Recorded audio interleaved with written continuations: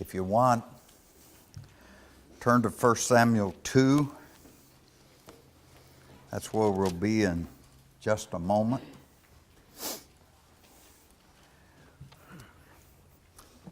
I'm going to make an announcement.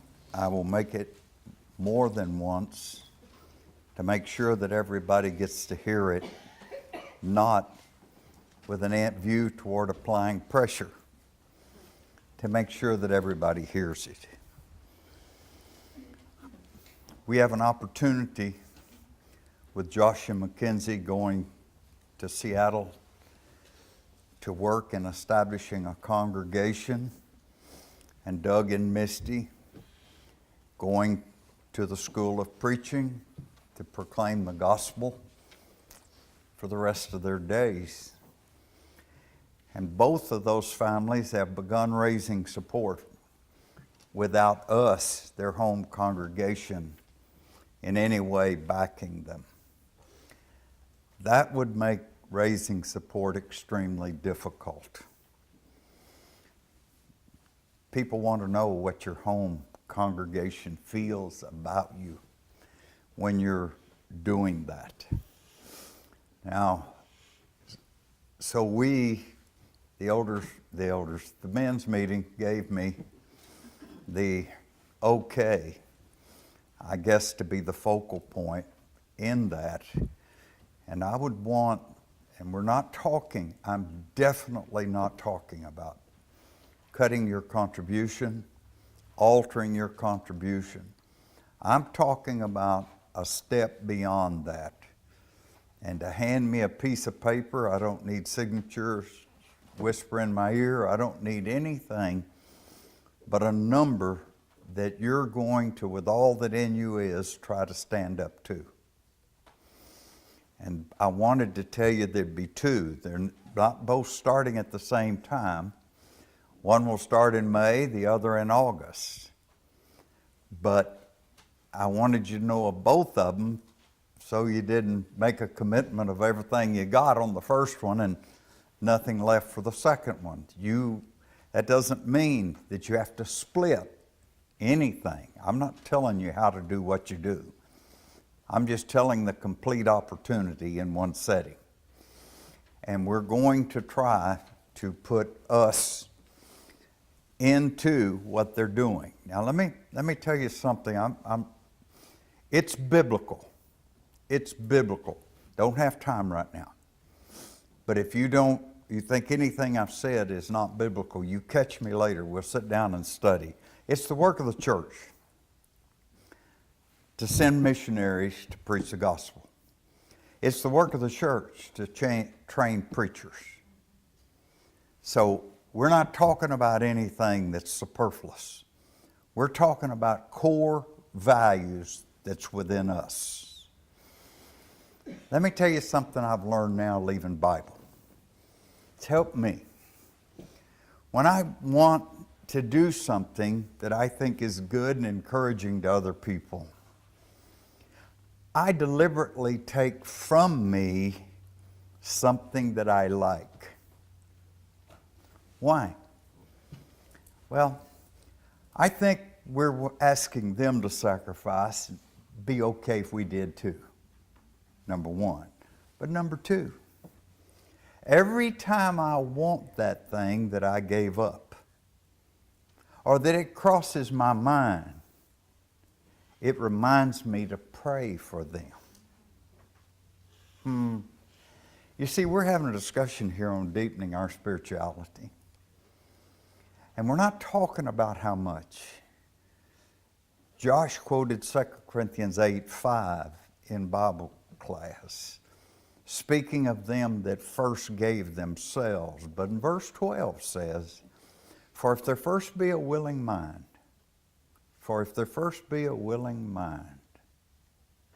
it's acceptable unto God, according to that which a man hath, and not that which he hath not. God knows your finances. God knows your struggle raising your family and 101 other things that are about it. We're not talking about amounts. We're talking about a willing mind to see that that which is the work of the church is able to be done. That's what we're talking about. Now with that, communicate with me fairly quickly, because they need to say Eastgate is backing them to this degree.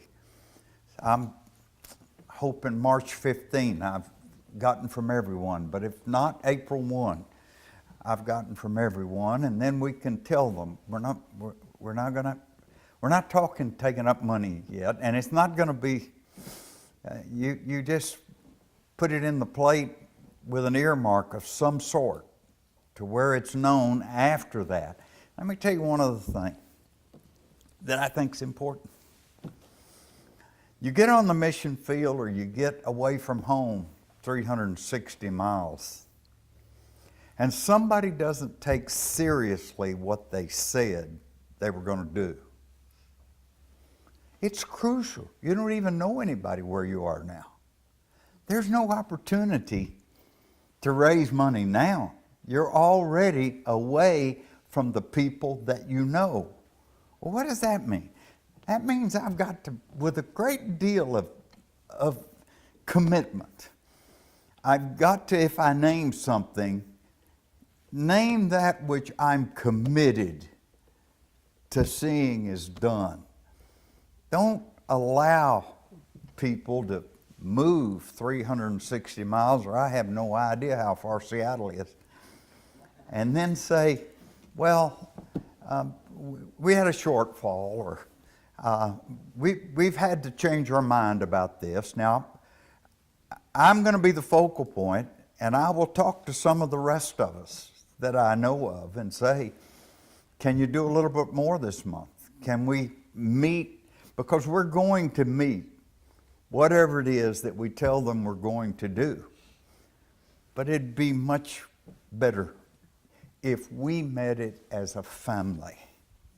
It's our family in the person of two of ours that we're going to do what we believe God wants us to do. We're blessed. I'm not counting our money. I'm telling you, there are a lot of congregations way bigger than we are that don't have two families with this kind of commitment. We are blessed to have that opportunity. Now we need to take advantage of the opportunity that we've been blessed with. I'm in 1 Samuel 2. You remember the story. The story, 1 Samuel 1, the storyline is about Elkanah, about Eli. Elkanah had two wives. You see there that Hannah was one, and the other was Peninnah. Peninnah had children. Hannah did not. Hannah wanted children badly. And Peninnah didn't make it any easier, because some way or another she made fun of Hannah for being childless. Well, their husband, Elkanah, and obviously a polygamist, said to Hannah, Hannah, I love you more than I love her. And I love you as if like 10 children. But that didn't set well for Hannah. And she made a vow to God. Watch this. That'd be point number one. You make a vow to God. Boy, does that need to be held above even in your breath. That if God would give her a child, that she would dedicate him to God. Well, God has a way of kind of meeting you to let you prove to yourself that you don't take your vows very seriously, or to let you prove to yourself, I take my vows with God serious as death. And he gave her a child. She named him Asked of God. Asked of God. Yeah, that's what Samuel means. Asked of God. She'd ask him of God. And God gave her that child, Samuel, ask of God. That takes us to the 2nd chapter. And Hannah prayed. And I want you to notice what Hannah prays. It's a sermon about gratitude for where you are. And there's not a one of us that don't have a place to be grateful. And Hannah prayed and said, my heart rejoiceth in the Lord. Look at that. Your heart rejoices what, Hannah? In the Lord. Well, it was because of Samuel. But her heart didn't rejoice in Samuel. Her heart rejoiced in the Lord for blessing her with Samuel. Ooh, there's something to be learned about prayer there. Her heart rejoiced in the Lord. Mine power is exalted in the Lord. God's blessed me with power. My mouth is enlarged over my enemies. I now have a way to answer Peninnah. Because I rejoice in thy salvation. There is none holy as the Lord. Do you see as she's praying? There's none holy as the Lord. She wants to talk about the greatness of her God. For there is none beside thee. She said, there's no other God. You're the God. Neither is there any rock like our God. She's saying, you, the giver, are what I want to talk about, not the gift. I want to compliment the giver. God giving you health?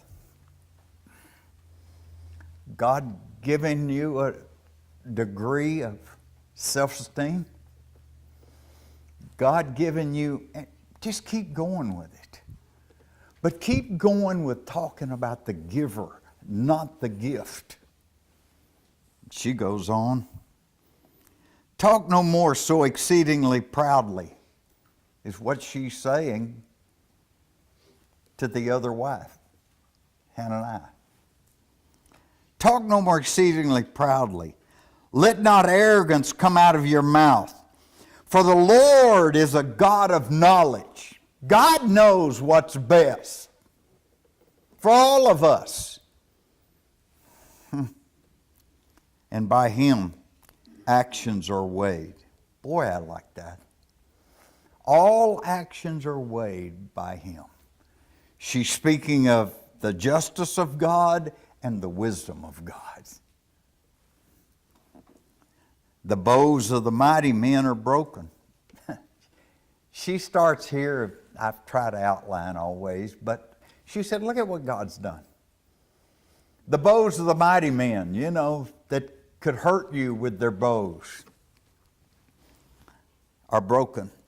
And they that stumbled are girded with strength. Look at the contrast. The mighty men are broken. The stumbling men now are strong. That's through God. They that were full have hired out themselves for bread. Oh, they used to have everything, but now they're hiring out themselves for bread. And they that were hungry ceased. They're not hungry any longer.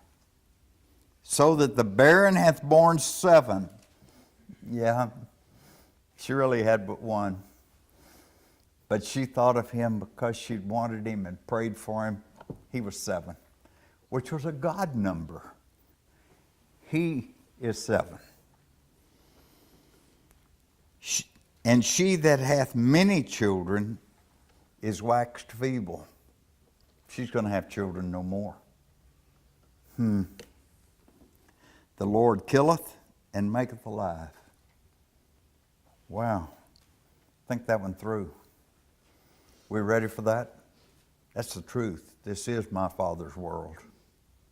And the Lord killeth and the Lord maketh alive. He bringeth down to the grave and bringeth up. The Lord maketh the poor and maketh the rich. He bringeth low and lifteth up. There's a song that seems like it ought to be sung.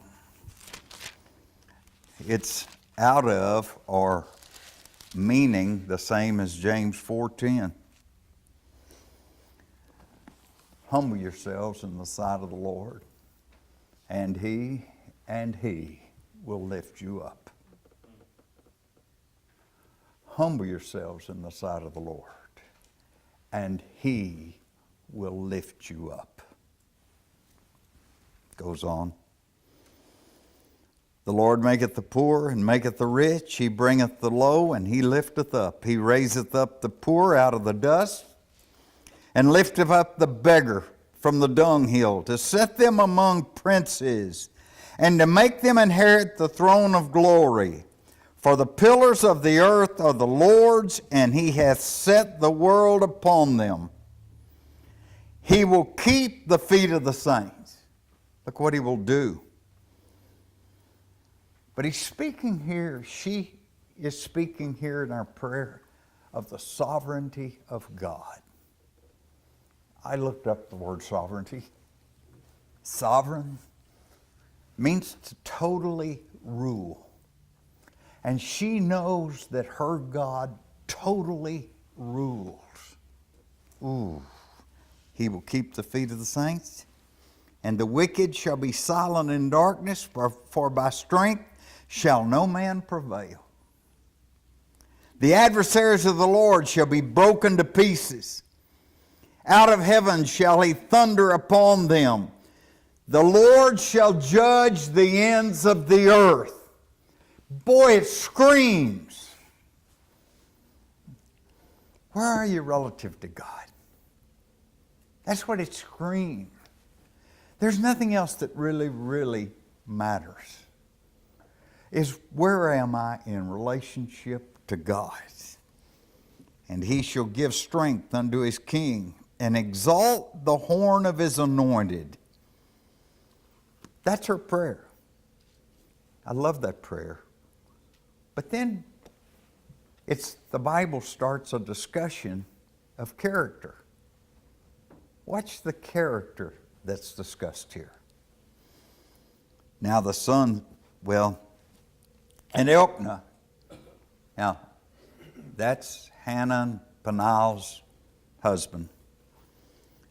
Went to Ramah, to his house, and the child did minister unto the house before Eli the priest. She had committed that child to God. And that child is now ministering unto God. Notice as you work through the character. You know, I had trouble reading that without thinking about, and Josh has brought it up in our Sunday morning class. But bringing up Isaac. You remember when Abraham took Isaac to offering and said, by myself have I sworn, saith the Lord, for because thou hast done this thing, and hast not withheld thy son, thine only son, that in blessing I will bless thee, and in multiplying I will multiply thy seed, as the stars of the heaven, and as the sand which is upon the seashore, and thy seed shall possess the gate of his enemies. I think of that when I read that and look at that. She had but one. but she took him to work with Eli. Now, she went up once a year to see him.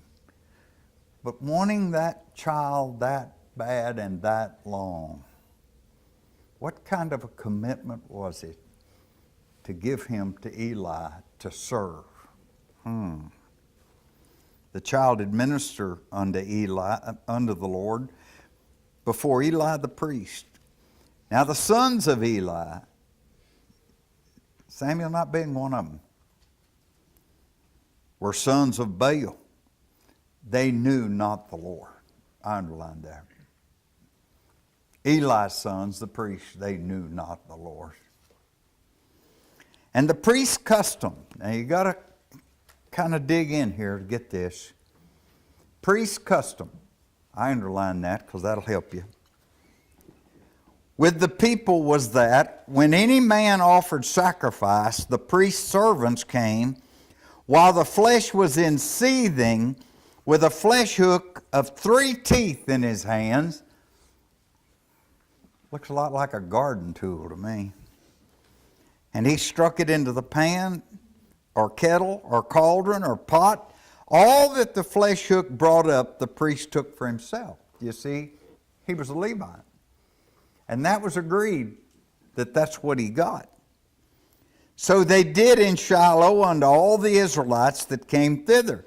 Also before they burnt the fat, the priest's servant came and said to the man that sacrificed, give flesh to roast for the priest, for he will not have sodden flesh of thee, but raw.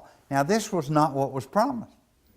The custom was the sodden flesh with the 3-pronged to take what he got. And if any man said unto him, let them not fail to burn the fat presently, and then take as much as thy soul desireth, then he would answer him, nay, but thou shalt give it to me now, and if not, I will take it by force. He not only wanted that which he wasn't supposed to get, but he said, if you don't give it to me, I'm taking it away from you. These are Eli's boys, Hophni and Phinehas. This is not Samuel.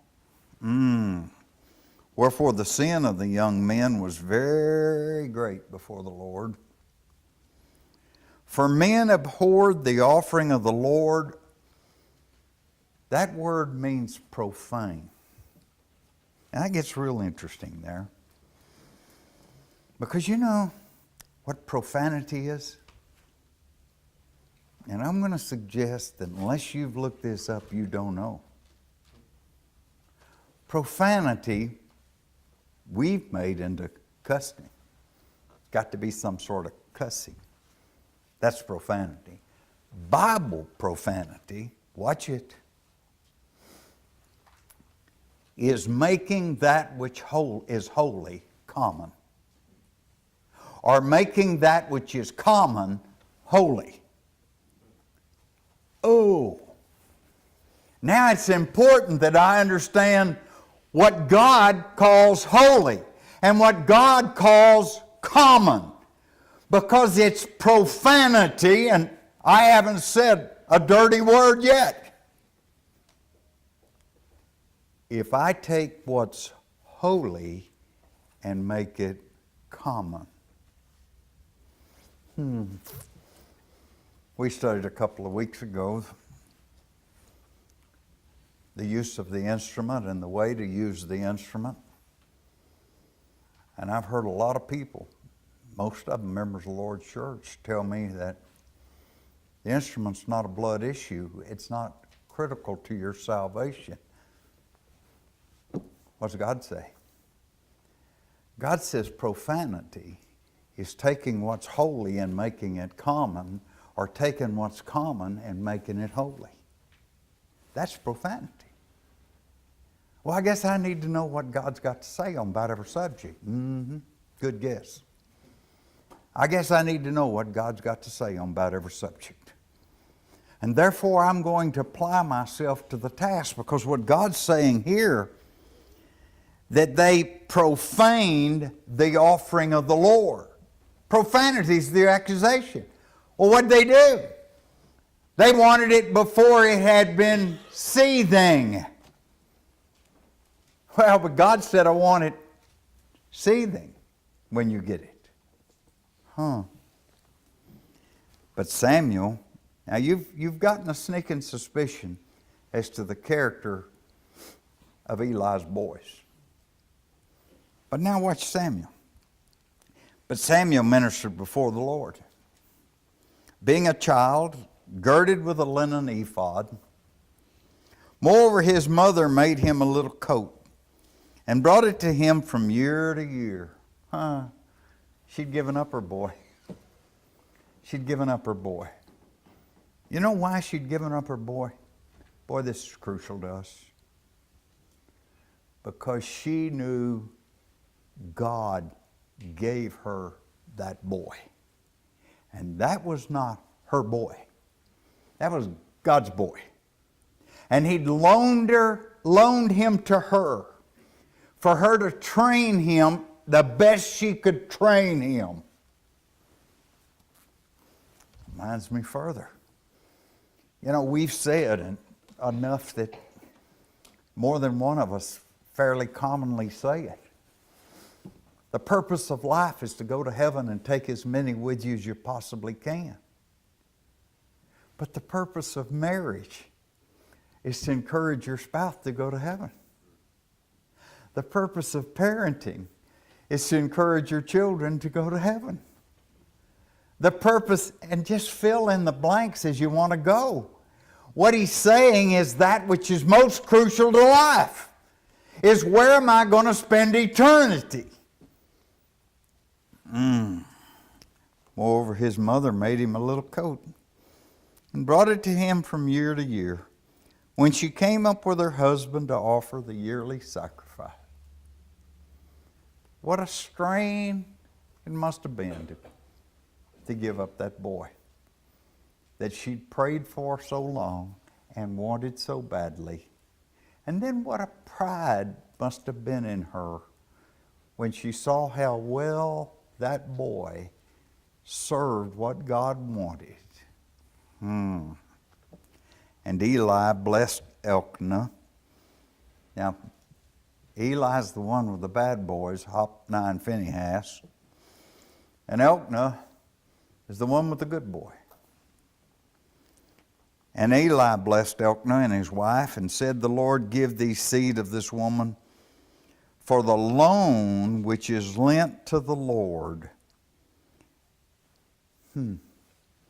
Eli realized they were loaned. Children were on loan. And the Lord visited Hannah so that she conceived and bare 3 sons and 2 daughters and Samuel. You see her beaming? And the child Samuel grew before the Lord. Now Eli was very old. I think you need to notice that. I underlined very old because I think it's pertinent to get in the story. And heard all that his sons did unto Israel, and how they lay with the women that assembled at the door of the tabernacle of the congregation. That'd be the temple prostitutes. And he said unto them, why do you such things? For I hear of your evil dealings by all this. All the people know about your evil dealings, Hophni and Phinehas. Why do you do this? Nay, my sons, for it is no good report that I hear. You make the Lord's people to transgress. Your example is so poor, the Lord's people transgress. That's worth thinking about a little bit.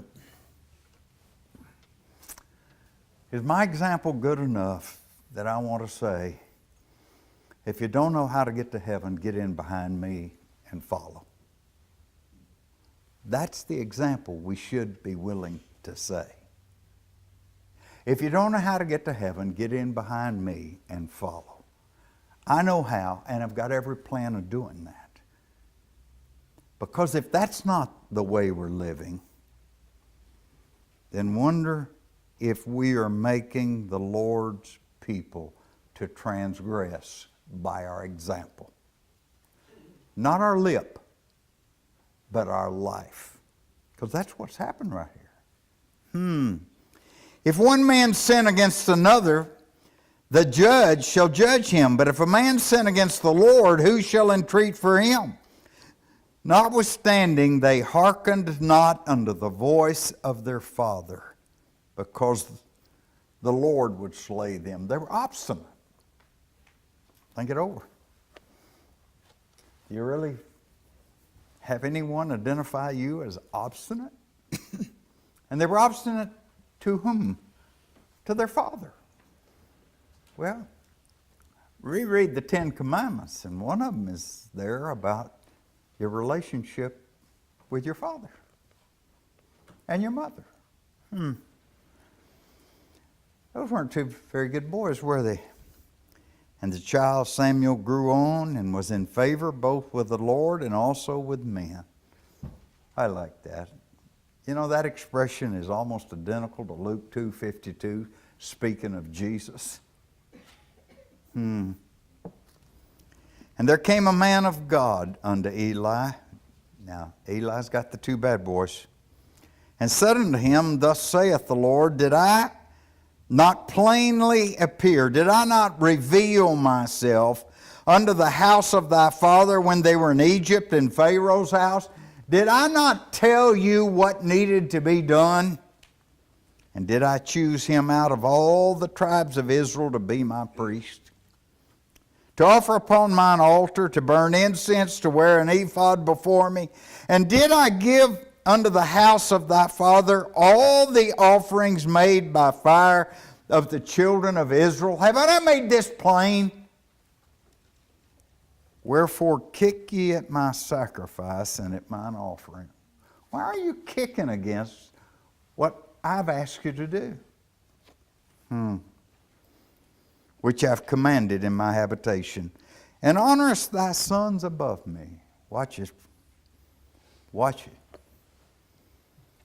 God is indicting Eli with thinking more of his boys than he thinks of himself, God. Think that one through. Maybe American struggle that we esteem children beyond realizing they're not our children. They were lent to us of God. And they must never be my excuse for not being and doing that which I need to be and do. That's what's said here. Honorest thy sons above me? I underline that. To make yourself fat with the chiefest of all the offerings of Israel, my people. You know what God is indicting Eli of? Not disciplining his children severely. What? Not disciplining your children severely. Well, I didn't know God ever spoke to anything like that. Wherefore the Lord God of Israel saith, I said indeed that thy house and the house of thy father should walk before me forever. He said, I promised you, Eli, that your house would walk before me forever. But now, the Lord saith, be it far from me, for them that honor me I will honor, and they that despise me shall be lightly esteemed. God says, I'm changing my mind on you, Eli. Those that honor me I will honor. Those that despise me I despise. Behold, the days come that I will cut off thine arm, no influence, and the arm of thy father's house, and there shall not be an old man in all your house. Punishment. And thou shalt see an enemy in my habitation and all the wealth which God shall give Israel.